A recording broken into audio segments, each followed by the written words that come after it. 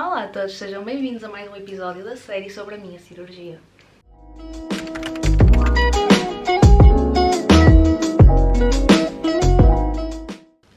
Olá a todos, sejam bem-vindos de volta aqui ao terceiro episódio desta série.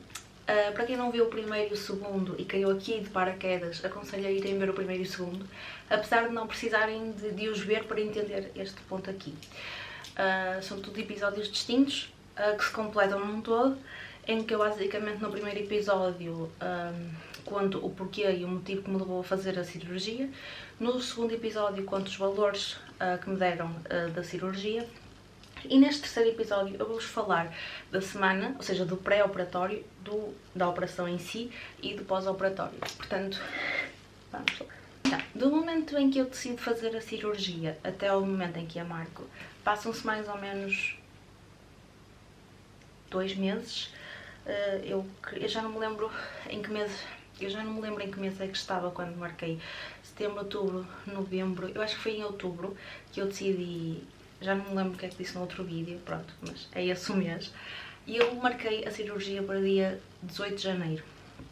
Deram uma opção de fazer a cirurgia logo no dia 10 de dezembro, só que depois o Natal e não sei o quê, e eles achei melhor não. Portanto, fica o dia 18 de janeiro. E como é uma cirurgia porta única, eu tinha que fazer uma dieta cetogénica uma semana antes. Ou seja, uma dieta cetogénica é basicamente legumes, salada, carne ou peixe sem gordura e depois é pão de cereais, que era só uma fatia, e tudo o que seja magro, leite magro, iogurtes magros, queijo magro, basicamente.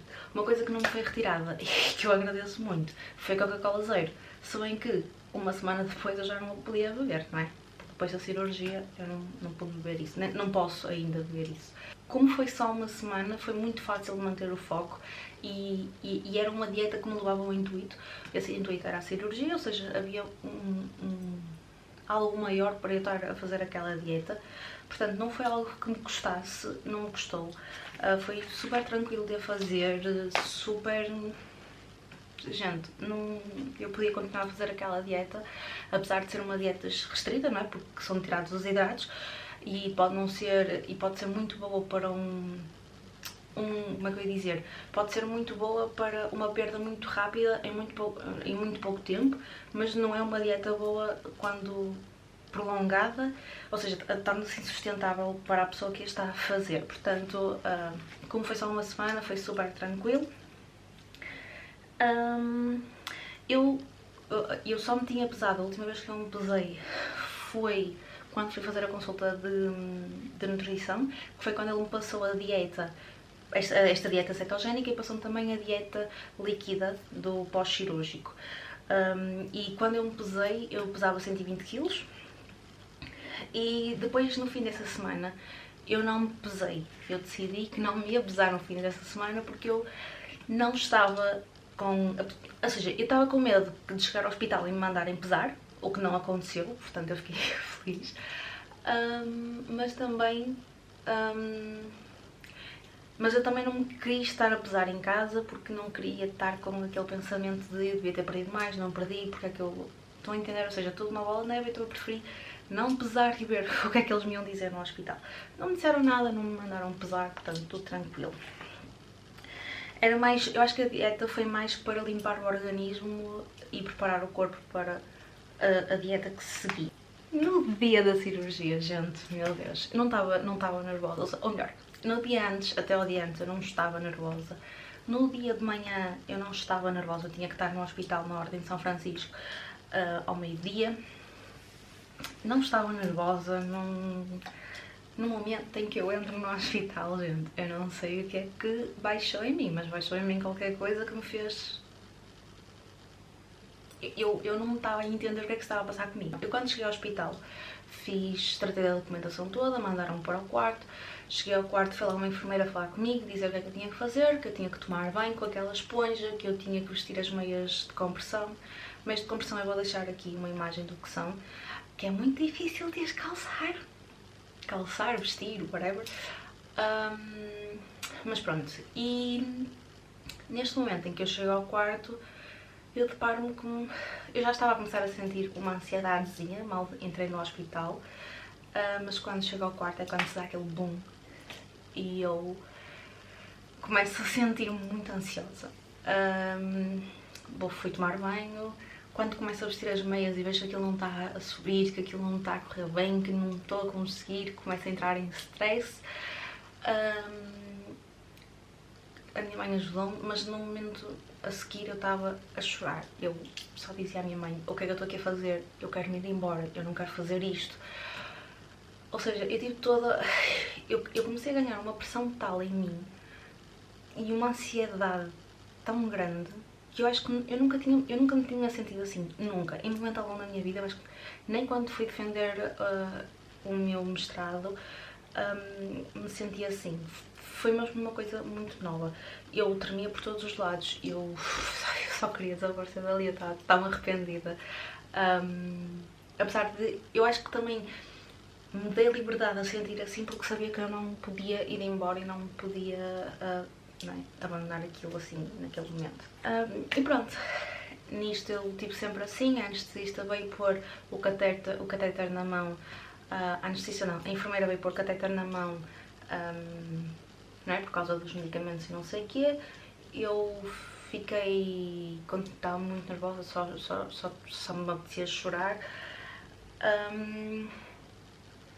Foi assim um bocadinho complicado. No momento em que me levaram para o bloco, eu estava acordada, não é? Eles só me sedaram, já eu estava no bloco. Eu estava muito nervosa, as minhas pernas saltavam. Ou seja, as enfermeiras estavam-me a levar, as auxiliares estavam-me a levar para o bloco e as minhas pernas estavam a tremer imenso. Eu acho que nunca senti as minhas pernas a tremer tanto. Quer dizer, neste ponto sim, quando fiz a endoscopia e quando fui operada também da outra vez, estava nesse ponto. Mas no momento em que eu chego ao piso do bloco e no momento em que vem a anestesista a falar comigo, eu entro num estado que eu nunca me tinha sentido. As minhas pernas saltavam, mas quando eu digo saltavam, elas saltavam mesmo. Eu queria controlar e eu não conseguia. E eu disse à anestesista: eu estou muito ansiosa, eu não consigo controlar as pernas, eu peço desculpa, mas eu não consigo controlar isto. Por favor, tipo, ajude-me. E ela, mas super simpática, a anestesista super simpática, já não me lembro do nome da senhora, mas deve estar nos papéis da operação, porque, gente, pessoa mais amorosa, mais querida, que ela chegou a um ponto e disse: eu não te vou deixar sofrer mais, vamos te dar a anestesia o mais rápido possível para tu adormeceres. E naquele processo eu disse que eu entrava em pânico quando começava a sentir o efeito da anestesia, ou seja, o momento em que eles dão a anestesia até o momento em que efetivamente adormecemos, eu começo a entrar em pânico porque é quase como se estivéssemos a ir para outro mundo, estão a perceber? Então, pronto. E pronto, nisto eu adormeço, a cirurgia acontece e vem agora a parte... o cerne da questão vem agora, que é... Gente, mal eu acordo da cirurgia, eu acordei com tantas, mas tantas dores nas costas que eu só queria morrer naquele momento. É sério isso. Então, quando eu acordei, eu não tinha dor no estômago, não era o estômago que me doía, ou seja, eu tinha muitas dores nas costas. Eu não me podia levantar, não me podia virar muito de lado, mas eu também não conseguia estar deitada. Eu acordei cheia de dores, tinha um aperto no peito enorme, não conseguia respirar. Chamei a enfermeira que estava lá e ela disse: mas já lhe dei medicação, não posso dar mais. Pronto, mas depois lá deu mais um bocado. Eu só queria, tipo, tentar ficar o máximo de tempo acordada porque me levassem para o quarto. Eu como estava assim meio grogue, quase nem me lembro muito bem. Sei que quando ela me veio dar o medicamento para as dores, chamou logo as auxiliares para me levarem para o quarto. Ainda demorou um bocadito, mas pronto, foi relativamente rápido. Cheguei ao quarto e eu não conseguia. E disto tudo, eu só tenho a reclamar de uma pessoa, que foi o enfermeiro que me levou, enfermeiro, não sei se era enfermeiro auxiliar, que me levou para o quarto. Foi extremamente arrogante.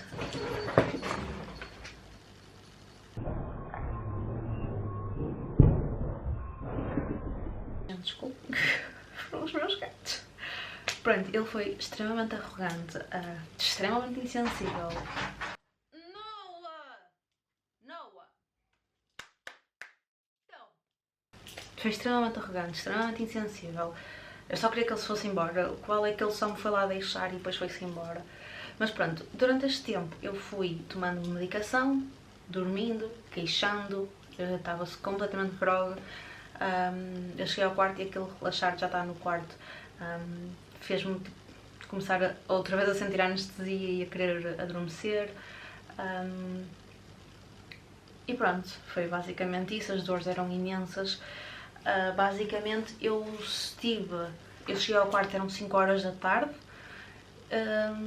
tanto que eu não era para ser a primeira a ser operada e fui a primeira a ser operada por causa de estar em stress, não é? E estar com aquela ansiedade.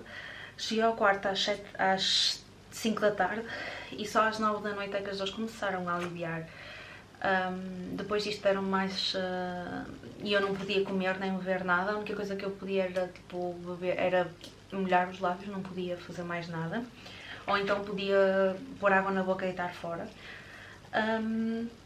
Eu queria ir à casa de banho, não podia, e eu disse, pois, mas eu não faço de outra forma, não é? Portanto, eu tenho que ir à casa de banho. E ela, pois, olha, eu vou falar com a enfermeira e depois venho aqui ver se você realmente pode. Pronto, esqueceram-se e eu também acabei por adormecer. Adormeci e acordei, era 1 da manhã, e chamei as enfermeiras auxiliares. E pronto, e veio uma enfermeira e uma auxiliar para me levar à casa de banho. Foi a melhor hora, foi tipo, meu Deus, aquilo parecia Deus a falar comigo, porque, gente,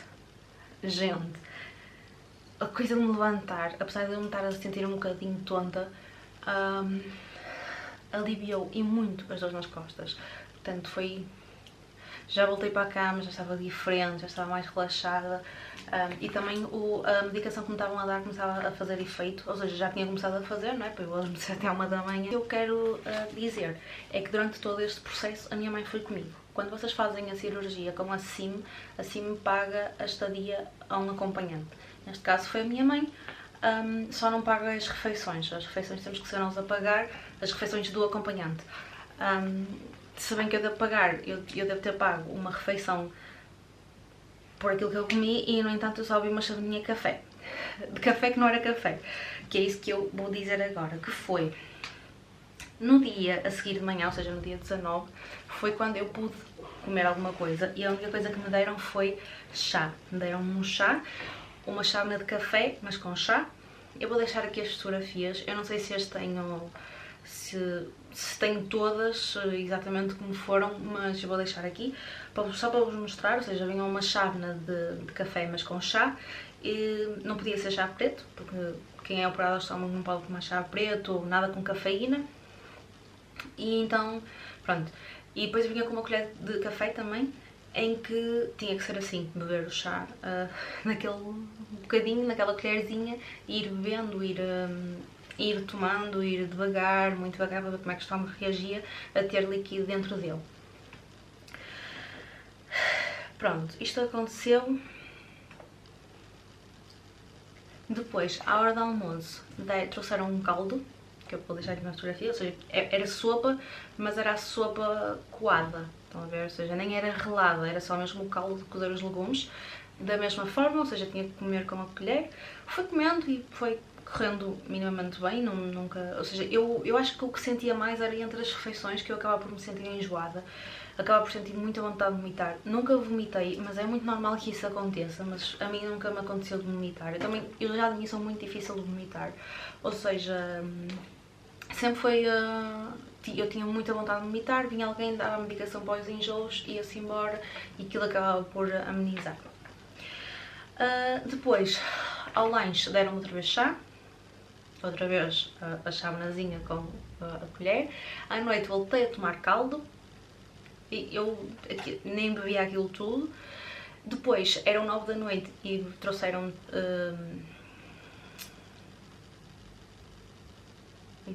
chá outra vez para durante a noite, se eu quisesse ir tomando assim, porque não se pode beber água tipo como se bebia antes, não é? Ou seja, tudo muito regrado. No outro dia de manhã trouxeram-me outra vez chá, E a meio da manhã perguntaram-me o que é que eu queria, se eu queria um iogurte ou se queria um compal. Eu pedi compal e deram-me compal, e eu vou deixar aqui a fotografia, já era num copo, mas tinha que ter muito cuidado a beber, tinha que ser com muito cuidadinho, muito coisa. E pronto, e é nesse dia, no dia 20 de janeiro, que eu vou para casa. Chego a casa e é aí que a ficha começa a cair. A ficha começa a cair daquilo que eu fiz, a ficha começa a cair, se calhar um bocadinho de arrependimento. Ou seja, quando eu cheguei a casa eu começo a chorar. Porque eu ainda tinha bastantes dores nas costas, as dores não passaram completamente. Eu ainda tinha bastantes dores nas costas.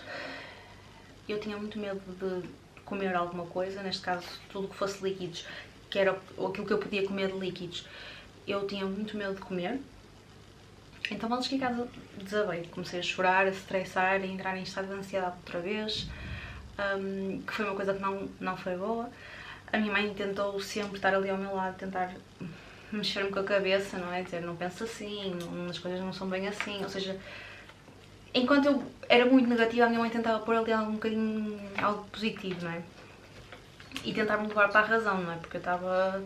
Só via, tipo, porque é que eu fiz isto, eu não devia ter feito a cirurgia, porque é que eu a fiz, estou super arrependida. Ou seja, pintei o cenário mais negro possível, que vocês possam imaginar. Prazer, eu. Pronto, em casa, a medicação que eu tinha que fazer era... eu tinha que fazer a minha medicação normal, ou seja, para a tiroide e para a ansiedade, que eu já tomava antes. Tive que começar a tomar vitaminas, Centro 1, e também comecei a tomar ácido fólico por causa do ácido úrico, que estava com uns valores muito alterados. E além disso tinha que tomar as injeções para diluir o sangue, acho que é diluir o sangue que se diz, na barriga, durante... eram 16 dias que eu tinha que tomar, se não estou em erro. Não. Sim, eram 16. 8 e 8, 16. Eram 16. Pronto.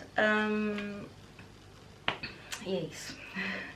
A nível de medicação foi isso. Depois, ou seja, eu vim embora a uma sexta-feira. No sábado e no domingo foi sempre assim muito triste, muito em baixo. Estava com muito medo de não conseguir emagrecer. Aquilo estava na minha cabeça em loop sempre. Tu não vais conseguir emagrecer, tu se calhar não emagreceste nada. E eu achava que aquilo ia ser um balão. Não achava, ou seja, eu sabia perfeitamente para o que ia, mas a minha cabeça, e por mais que eu tentasse afastar-me daquele pensamento, eu não estava a conseguir. Na segunda-feira fui à CIM, não era suposto eu ir, mas eu fui, tive que ir a uma consulta, meio que de urgência, porque eu estava num estado em que eu não estava a conseguir lidar com a situação. Noah! E também estava com bastantes enjoos, então deram-me um medicamento para os enjoos. Para além disso, a emenda era de manhã leite ou iogurte, era assim uma coisa. Ainda é, neste momento eu estou no meu penúltimo dia de dieta líquida, portanto amanhã vou à nutricionista, estou motivada, mas pronto. Só que eu não tenho aqui o papel da emenda mesmo, mas aquilo que eu faço e aquilo que eu fiz durante este mês foi de manhã leite com descafeinado ou leite simples com uma colher de Nestum de arroz, ou então era flocos de aveia, mas eu optei pelo Nestum de arroz. A meio da manhã eu não comia nada, mas isso era uma coisa que eu podia depois falar com o nutricionista e se não me sentisse bem por qualquer coisa ali. Depois, o que é que foi? Depois era a sopa de legumes com carne ou peixe ou um ovo sem gordura. E tinha os pesos específicos, ou seja, tinha que pesar e pôr. Depois, a meio da tarde, um iogurte, ou um sumo, ou com pau essencial. Ou seja, tenho assim várias instruções. Depois, ao jantar, repetia a mesma coisa que o almoço. E a ceia era na mesma um iogurte, ou leite, ou... gente... Eu não sei quanto a vocês, mas eu percebi que não gosto de nem peixe nem carne na sopa. Quando a minha mãe começa a fazer a sopa e eu começo a sentir aquele cheiro de carne na sopa, eu comecei a sentir-me tão enjoada, mas tão enjoada. eu não estava a conseguir comer aquilo. Na altura falei com o nutricionista e ele disse-me para eu tirar a proteína, ou seja, como eu estava a comer o leite, a beber o leite de manhã e os iogurtes e assim, ou seja, pronto, isso acaba por compensar ali a proteína da carne e do peixe, porque eu não conseguia mesmo. Mas este mês foi muito altos e baixos. Logo na primeira, já na segunda semana, eu entrei quase em desespero porque eu já estava cansada de ver à minha frente, eu já não podia ver só à minha frente. E depois, claro, temos que ter em consciência que eu estava numa mesa com mais 3 pessoas que estavam a comer exatamente normal e que eu tinha perfeita consciência que eu não estava a comer por causa da cirurgia, não é? Ou seja, eu tenho a perfeita consciência que eu estava num processo de cicatrização e que aquilo tinha que acontecer. Mas para uma pessoa que... Ou seja, é um impacto, estão a perceber? Porque o impacto que tem porque eu há 3 dias atrás eu podia comer aquilo que quisesse, basicamente, ali eu não podia, porque eu se comesse eu ia me sentir mal. Estão a entender? Ou seja, foi assim um choque, foi assim um momento complicado. Passado, acho que foi essas 2 semanas, eu tive uma consulta com um nutricionista, mais uma vez pedida, porque não era suposto eu ter. A única consulta que eu era suposto ter depois da cirurgia era a da manhã, que eu vou ter. Ou seja, estão a perceber, eu fui muito chata. Este mês para mim, eu acho que deve ter sido a paciente mais chata de sempre daquela clínica, porque eu não parei de falar. Tanto que eu cheguei a um ponto em que estava mesmo desesperada, já não aguentava ver só para a minha frente. E também não conseguia, além disso, eu não conseguia, porque uma das opções que eles davam ao lanche era bater iogurte com fruta. E eu não conseguia, não dá, não conseguia, aquilo mete-me confusão. Eu já os smoothies não acho muita piada aquilo. E pronto, ele disse para eu assar ou cozer pera e maçã. Então, mas tinha que mastigar muito bem, tinha que ser quase papa, eu tinha que engolir aquilo quase como se estivesse em líquido. Quase não, tinha que estar muito bem mastigado. Ou seja, eu tinha que ter muito cuidado. Cheguei a um ponto em que até foi a minha mãe que mandou mensagem, que foi a semana passada, em que eu já não conseguia, já estava enjoada. Eu cheguei a um ponto este mês em que eu, se vos disser que eu preferia 1000 vezes saltar as refeições da sopa, eu preferia. Sabia que não podia e não posso, por favor, não façam isso, porque fraqueza é uma coisa horrível de se ter nesta altura. Eu tive vários episódios de fraqueza, ou porque não comia os 2 lanches, porque depois ele mandou-me comer 2 lanches e eu não comia, bebia. Ou seja, é todo um processo, estão a perceber? É coisa de, não tenho fome, não vou comer, mas por favor, se vocês fizeram esta cirurgia, não façam isso, isso é o pior erro que vocês podem fazer. E pronto, então, como eu já estava assim, eu já preferia saltar as refeições e não comer a sopa, a minha mãe mandou mensagem ao nutricionista e perguntou se havia alguma opção e ele aconselhou a comer um ovo mexido em vez da sopa, porque eu podia pôr o ovo em vez da carne e do peixe. Mas ele aconselhou-me o ovo mexido, mas lá está, tinha que mastigar muito bem, tinha que ser tudo muito... e não podia ser muito rápido, ter muito cuidado e tudo mais. E foi isso que me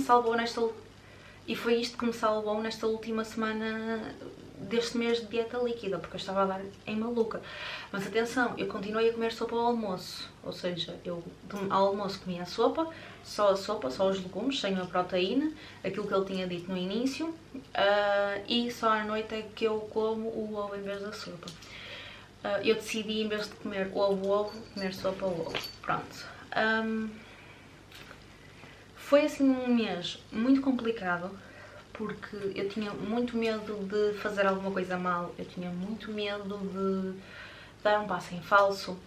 Eu comecei, passado mais ou menos uma semana e meia, eu fui tirar o ponto, não, já não me lembro, mas eu sei que quando fui tirar o ponto, a enfermeira disse comigo que estava muito bem, estava tudo bem. No dia a seguir ele começou a deitar porcaria, ou seja, começou a ficar infeccionado. Tive que tomar um antibiótico no meio disto, ou seja, é todo... Estão a perceber? Eu já estava super em baixo, depois fiquei super preocupada com o vinho, porque eu não queria que ele infeccionasse mais, não é? Ou seja, é toda uma estrutura E é preciso toda uma estrutura emocional para conseguir passar todas estas fases, que é complicado. Para mim foi muito complicado, e depois é tudo novo. Ou seja, eu não sabia quando é que já estava cheia, eu não sabia que porções é que eu conseguia comer. Eu sentia e ainda sinto fome emocional, ou seja, aquela coisa de se eu pudesse comer neste momento, eu ia comer aquilo. Mesmo não podendo, e mesmo que se calhar se comesse ficar mal disposta, que é o que acontece, não é? Eu já se como mais do que o que supostamente... Porque depois tenho um problema, que é, eu ainda não me habituei ao facto de ter que comer devagar. Então às vezes como a sopa bastante depressa, que não devia e que não pode ser. Isto reflete-se depois no mal-estar, numa dor no estômago horrível. Ou seja, é todo um processo, é toda uma... Ou seja, eu acho que todos os dias é um confronto com a realidade, tipo, calma, porque tu agora já não tens esse organismo, tu agora já não podes fazer as coisas dessa forma, não podes fazer nada igual àquilo que fazias antes, portanto, para e pensa, e para a próxima não faças assim. Porque depois a má disposição é horrível, ficamos mesmo muito mal dispostos. Muitas pessoas vomitam, lá está, eu posso, por muito mal disposta que eu esteja, não consigo vomitar, às vezes preferia e passar o alívio. Mas pronto. Já para não falar também que eu neste momento até dos iogurtes sou farta. Eu neste ponto da cirurgia, não é? Neste ponto que toda a dieta é líquida, eu já não posso ver sopa à frente, eu já não posso ver iogurtes à frente. A única coisa que eu ainda, mesmo com o Paulo já estou um bocadinho enjoada, a única coisa que eu ainda tolero bastante bem é o leite. Portanto, eu tenho bebido leite de manhã e à noite, antes de ir para a cama, porque é uma coisa que eu tenho sentido muito, que é... eu se não comer a ceia, eu chego à cama e sinto-me com fome. Ou seja, sinto que precisava de alimento. Então o leite tem vindo a ajudar, só um bocadinho, muito menos que na manhã. Apesar de ele dizer que pode ser a mesma quantidade, depende muito, às vezes não consigo ver até ao fim. Ou seja, depois é um ajuste, não é? É tudo um ajuste. E pronto, acho que é isso. Eu acho que este vídeo ficou assim um bocadinho confuso, mas pronto, para mim também foi muito confuso gravá-lo, porque isto é tudo uma loucura. É gente a entrar em casa, gente a sair, ou seja... paragens a meio do vídeo, os meus gatos não param quietos, agora que eu estou a acabar o vídeo é que eles se pararam. Vamos agora passar assim a um ponto que é muito breve, mas que eu tenho que falar, que é... lembram-se há pouco ter dito que eu estava com uma ansiedade enorme, com medo de não ter emagrecido, de não emagrecer, não sei o quê. Pronto. Na altura em que eu falei com o nutricionista, ele disse, amanhã vais-te pesar. Isto foi logo na primeira semana de cirurgia, eu estava... Quando eu percebi que não conseguia comer a sopa com a carne e com o peixe, e que ele disse que eu podia comer a sopa só com os legumes, ele disse, nem me obrigou a pesar. E eu nessa altura tinha perdido 6 quilos. Neste momento eu já perdi mais ou menos 12 quilos.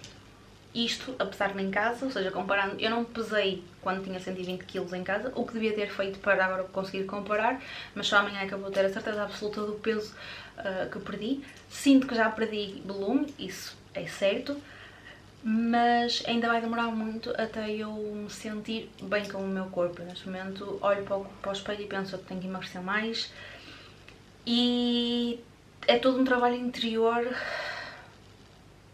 para não deixar que isso me afete ao ponto de entrar em paranoia com não, eu não vou comer mais, não é porque não queira, mas sim porque eu tenho que emagrecer, ou e se eu não conseguir emagrecer, e aquela pessoa que fez aquela cirurgia emagreceu imenso, e se eu não vou conseguir. Ou seja, eu já me estou a pôr muitas das vezes à frente do momento e estou a estressar com coisas que às vezes que não fazem sentido, e eu sei que não fazem, mas eu acho que qualquer pessoa já tentou não pensar num assunto e torna-se quase impossível não pensar, porque vocês, por muito que tentem afastar o pensamento, ele está basicamente ali. Mas pronto, acho que é isso. Já perdi peso, isso é um facto, já perdi volume, isso também é um facto. E agora é outra fase, amanhã começa uma nova fase que eu irei gravar, não vou gravar lá na clínica, claramente, mas irei com certeza gravar para vocês, se não for amanhã, irei gravar a seguir, quando puder, o vídeo sobre essa dieta, sobre a dieta pastosa e sobre como é que está a ser, portanto, acho que é isso. Espero muito que vocês tenham gostado. Se gostarem, deixem o vosso gosto, subscrevam aqui ao canal, partilhem com a vossa família e com os vossos amigos. E é isso. Tchau!